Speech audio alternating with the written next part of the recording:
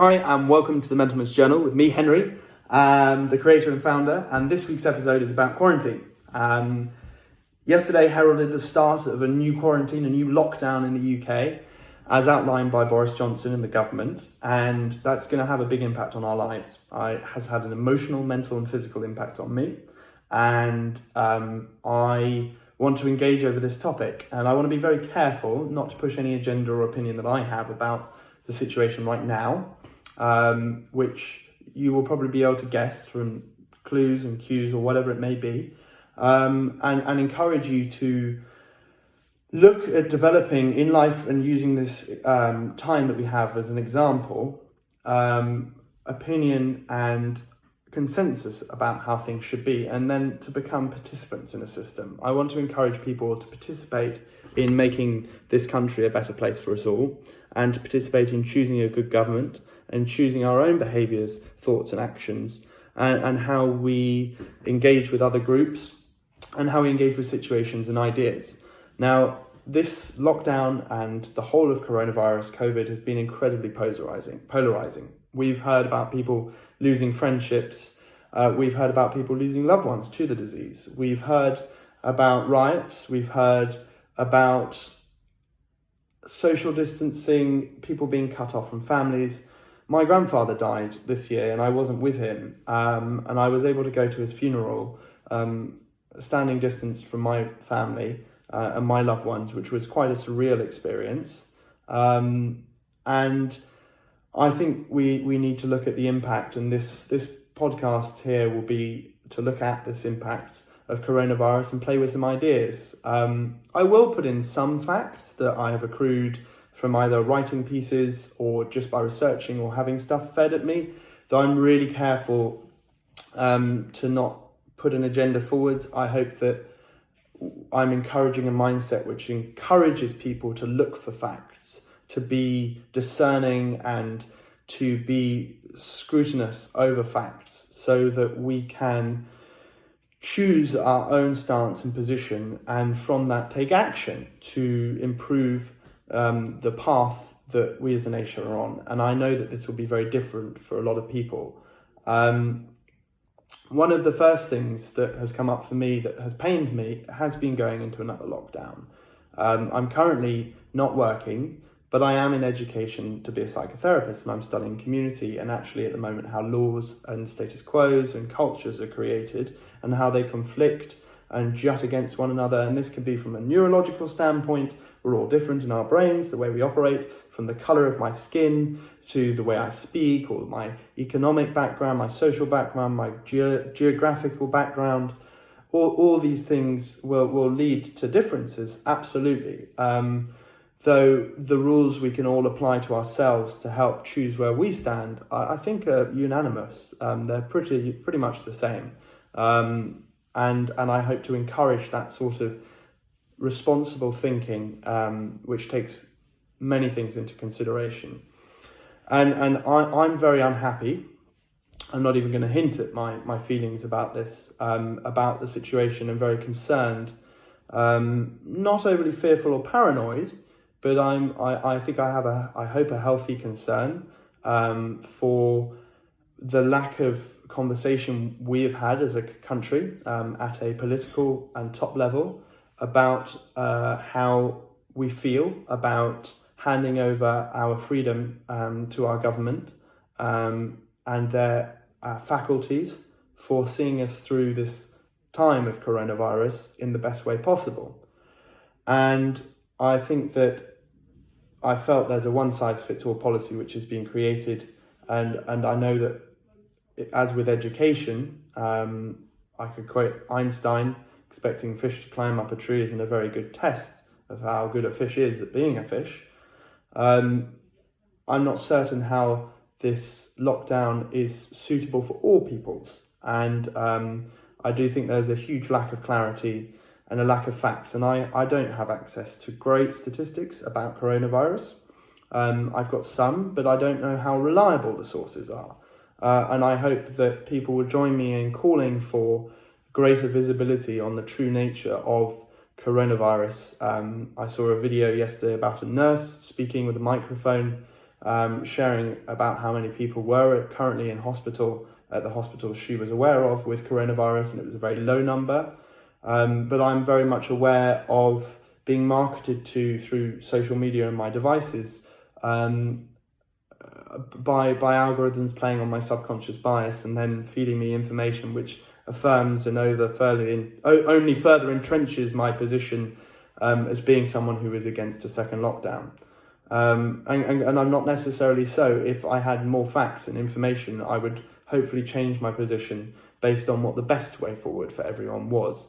But my gut feeling about this, which is often wrong, is also quite strong about I don't think it is the best place for our young minds and anyone's minds, regardless of age, to be. And I look back and I found some notes from a talk I did. I found some notes from a talk I did quite some time ago about the importance of social connection and human interaction and bonds, how our brains form as children, to how we maintain good quality life as adults. And I think the impact of this lockdown for me mentally has been quite challenging. I was made redundant in March and then got another job, but was unable to be successful, I felt, in that chosen career without people around me to play off, working in sales and enjoying the banter and charisma or camaraderie of my office community. And it became unworkable for me to sit at home emailing all the time. I have ADHD, so I don't get a great deal of stimulation from doing that. And I then thought I really would like to train to something that was more meaningful for me. And I've actually gone and trained to be, I'm in training now to be a psychotherapist, which is a fantastic thing for me to do. And I wouldn't have done that were it not for lockdown and for me to be at juxtaposition with what was required for me to be successful in fulfilling a work from home role. So now I find myself in a climate where I believe there is a shortage of jobs, although I managed to secure a good job in quarantine with a long interview process. I feel that there is often a shortage of jobs in the sectors that I would like to participate in while I'm undergoing my psychotherapeutic training, and that this is a challenge, and that I am privileged in some ways by the money I have in my savings account from having earned and been given money. That's great. However, I'm so aware of many families who aren't in that luxurious position, who really don't have this, and who can't just go, oh, okay, I will just take money out of my savings. And my fear is the growing number of people I'm speaking to, and I do speak to an awful lot of people, and have done over this period particularly, who are suffering with mental health challenges brought on by the current ecosystem we have and where we are now with coronavirus. So I'm going to go on into this that I wrote for a talk I did with the head of workplace wellbeing at Mind at the time, Mark Hashemi, before I started contracting for Mind as a public speaker. And this was about community and the power of social connection and the impact of it on the length and quality of our lives. And I think reading from it, it was just quite clear. Those with close social ties and unhealthy lifestyles actually outlive people with poor social ties and healthy living habits.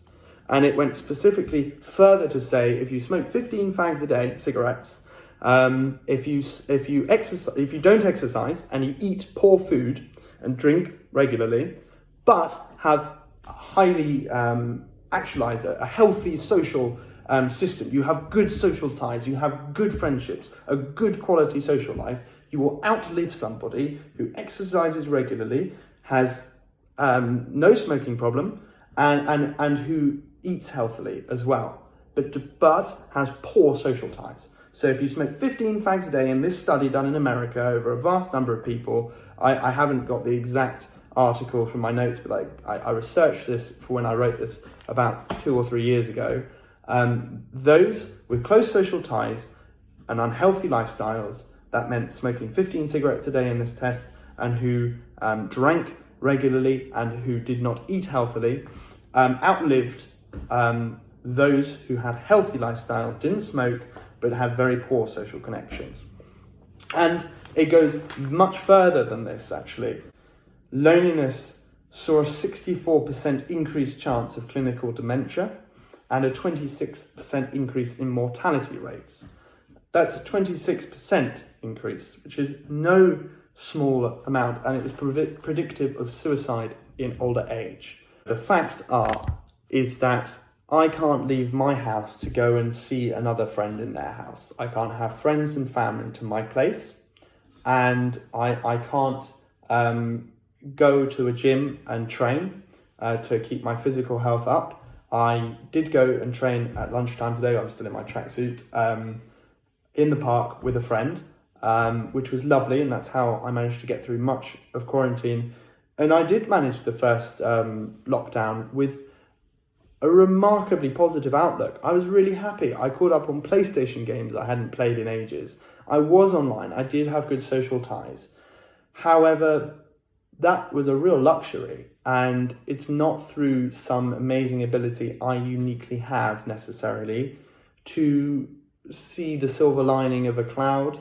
It's just that I wanted to do things which were supported by that system. However, having worked and run addictions courses and having been in recovery myself for a number of years, I mentor and help people through the journey of recovery and how to live sober. And fundamental to that is healthy social interactions, the healing of groups, fellowships, from even gangs to book clubs. The spectrum is all-encompassing, but where people come together over things and share ideas, passions and beliefs with one another, they bring about a huge amount of healing for one another, and people are able to regulate themselves. We constantly form our own opinions and ideas on things through bouncing them off of other people.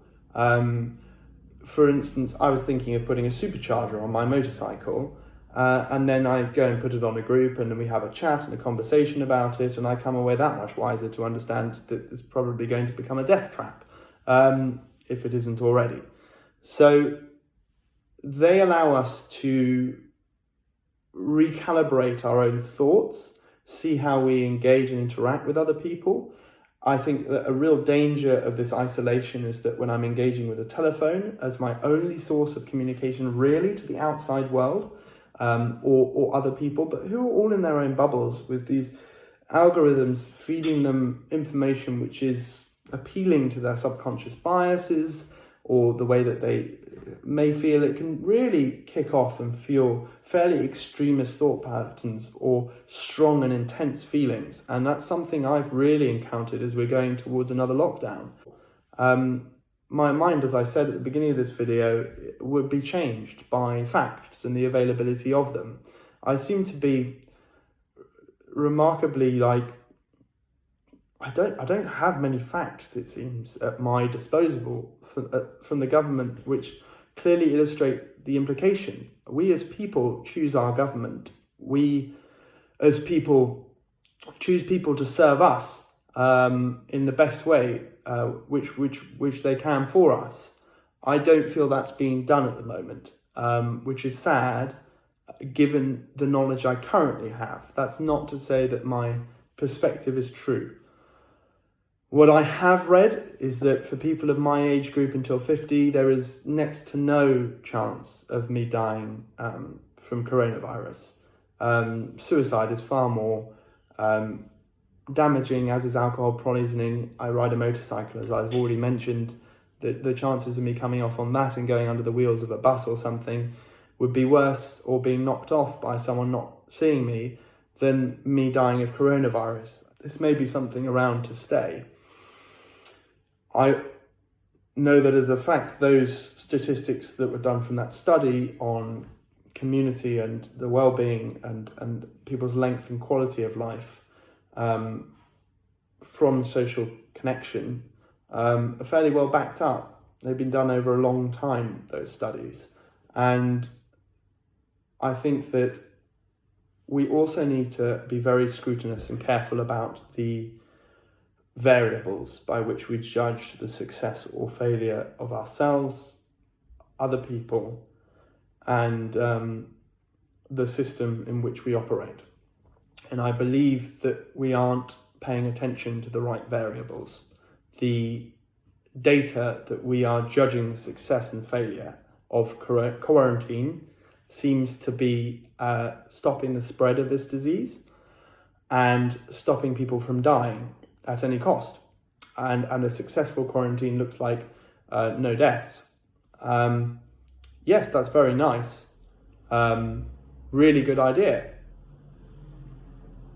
I'm sad that there's been a lack of willingness, perhaps, to look at this from a detached, more empirical and rational perspective about the greater and wider impact, posing the question simply, is the cure worse than the disease? At the moment, my feeling, which doesn't count for a great deal, is that yes, it's worse. Because the number of people that are reporting cancer has gone down 2/3. And I do know people who have died from cancer. Several people. My grandfather this year, my best friend when he was 13, and other people. And I was only at a motorcycle meet the other day when a lady came and reported that she had brain cancer. And that's something that, I don't know, maybe half of us, I think it's 1 in 2 at the moment perhaps, I can't exactly remember, will get. So that's pretty certain. So if 1 in 2 of us will get it and then 2/3 of people aren't reporting cancer, I'm a bit worried about that from a physical standpoint alone. I don't know up-to-date statistics exactly. They've been a bit thin on the ground, and some people have said some preposterous statistics like more people have committed suicide than have died of coronavirus this year. I don't believe that to be true. But then again, how many people have actually died from coronavirus directly and not have it attributed to as their cause of death when they died with something else? And all flu cases are also being reported as coronavirus as well. And flu is a serious killer in this country. It can be for the elderly. And then, what variables are we taking? Are all people equal?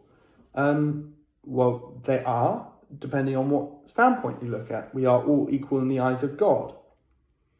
Are people, do we agree with that? I think that what I'm saying is everything should be up for questioning. Everything should be up to debate, and there should be a selfless willingness to engage over unpopular ideas.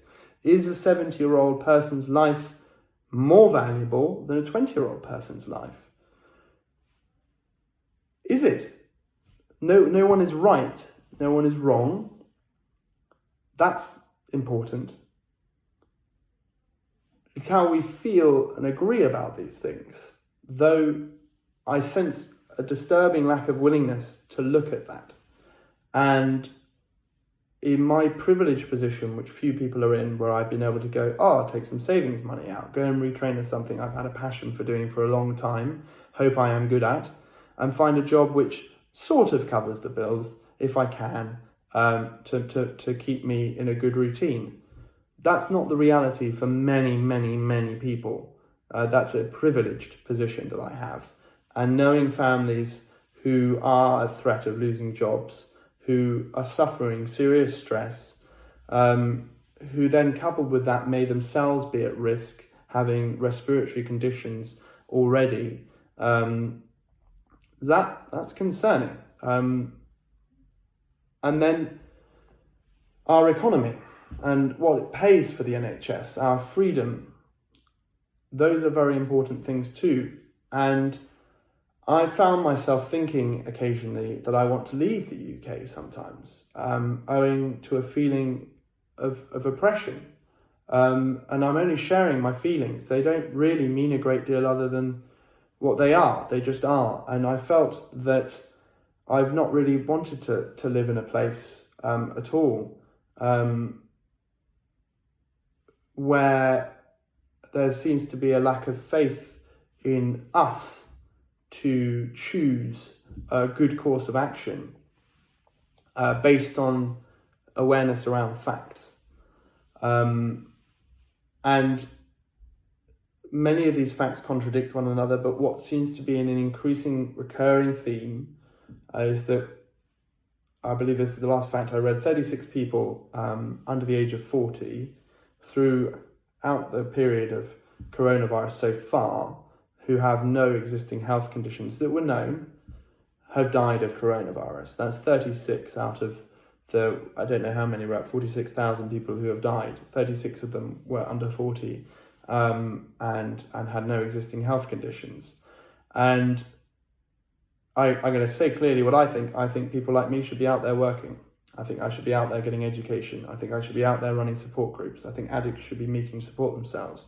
I think that if I'm going to see my grandmother, who is at risk and over 70, where it's still only 94.6% survival rate if they get coronavirus, according to the last statistics I read, I won't go and see friends for a week. So I'll make sure that I'm away from people if I'm going to see my grandmother. We still don't touch or hug one another. I haven't hugged each other since grandfather died because of this situation. And I personally don't know anyone who has died of coronavirus or know of anyone who knows of somebody who's died of coronavirus. I also know a lot of people because of my work and just being plugged into many various and diverse groups.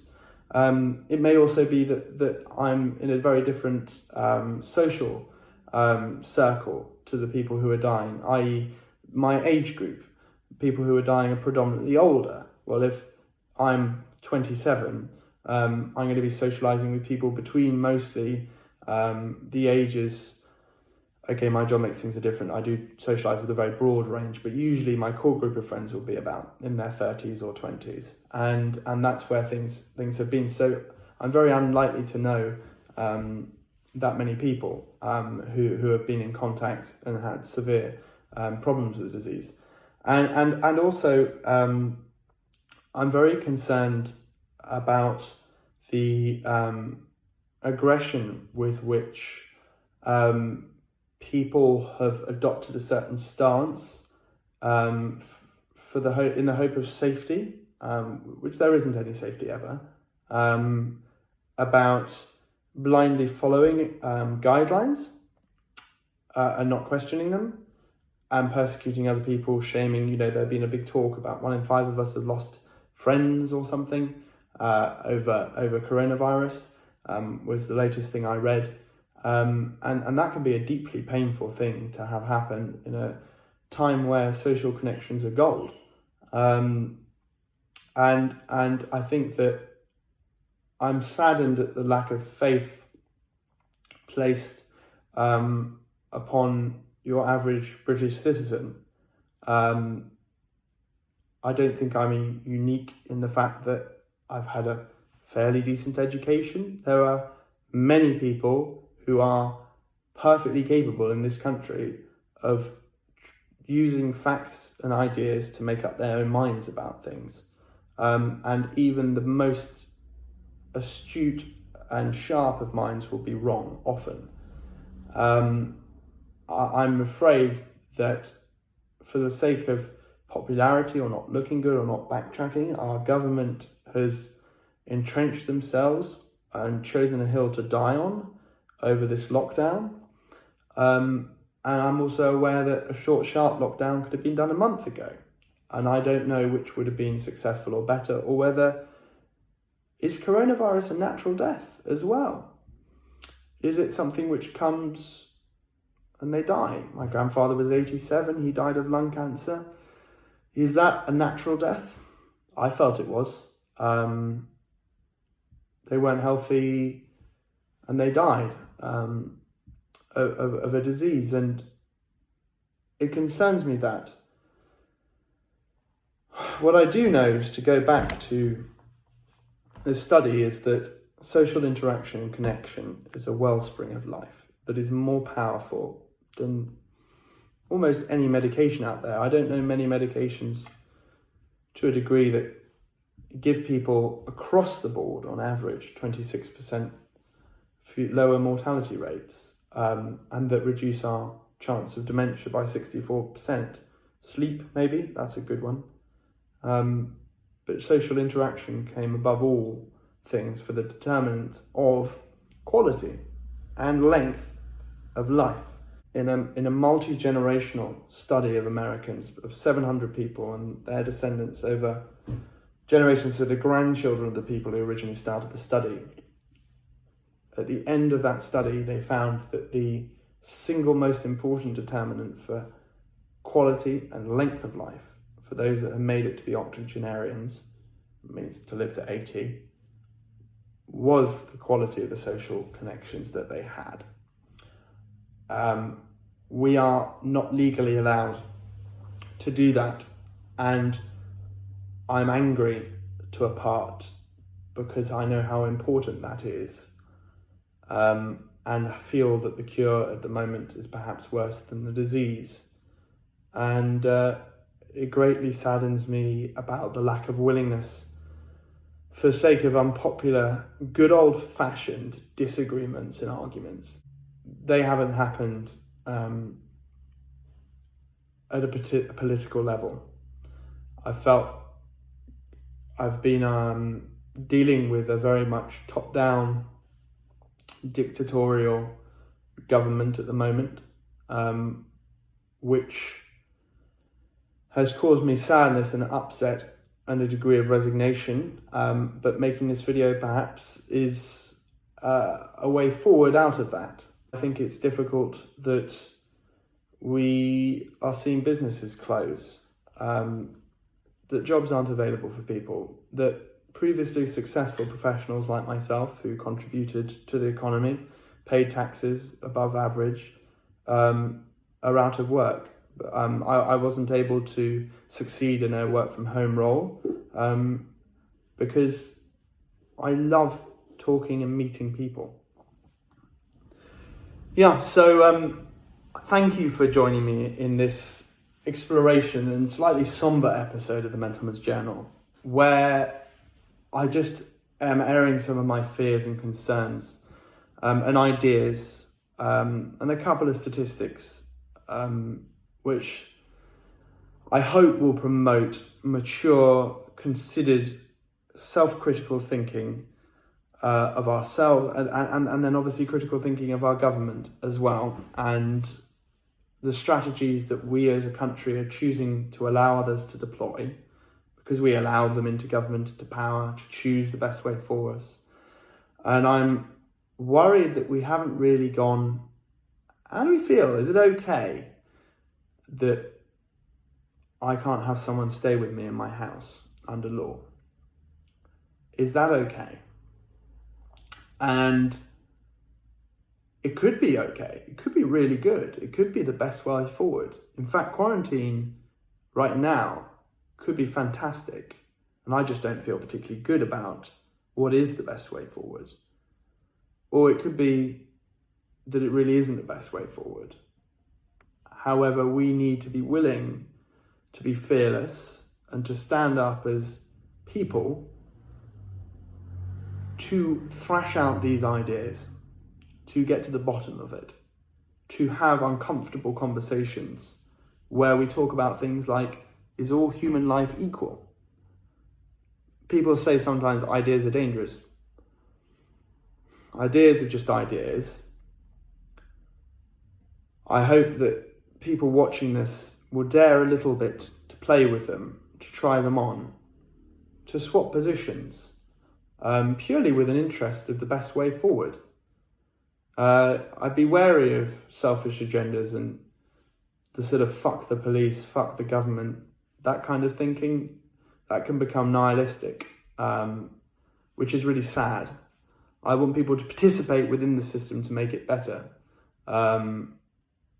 Much as I hoped, well, you're not going to make something better by leaving it. And by that, you can probably guess how I felt about something which happened in the last couple of years anyway.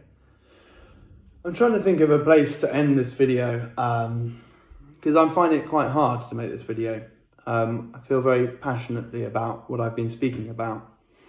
And there's a great deal of sadness which I have for some of the things which are happening, which I find it hard not to be overwhelmed with at times. I think if we actually pay attention and become responsible for the world around us, it's quite hard sometimes not to become sad and moved about things. But I dare people to disagree with one another.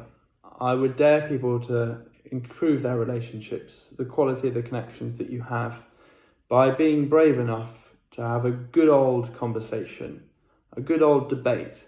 If you are at juxtaposition with one of your other friends in your group about quarantine, about the government, about anything, please find it within yourselves to have a wonderful clashing of rapiers over an old-fashioned disagreement where you just want to see where it ends.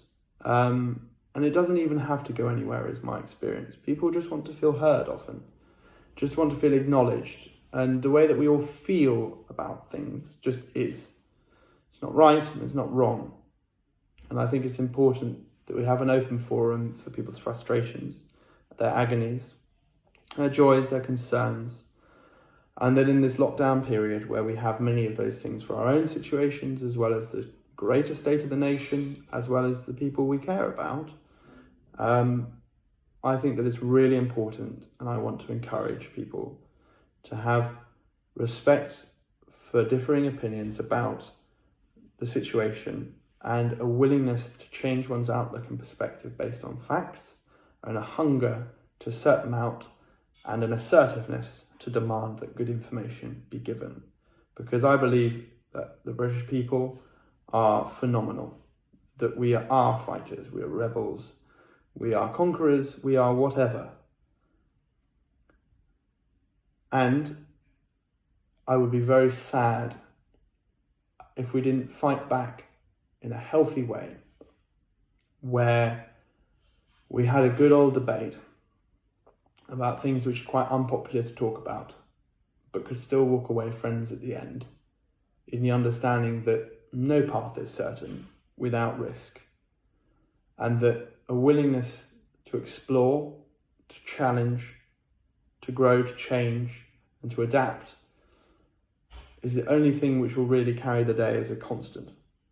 And so I hope that this video has been able to put some people's minds at ease maybe, or has spurred up some people into action, or maybe you relate to the way I'm currently feeling about this situation, and I look forward to speaking to you next week. Thank you.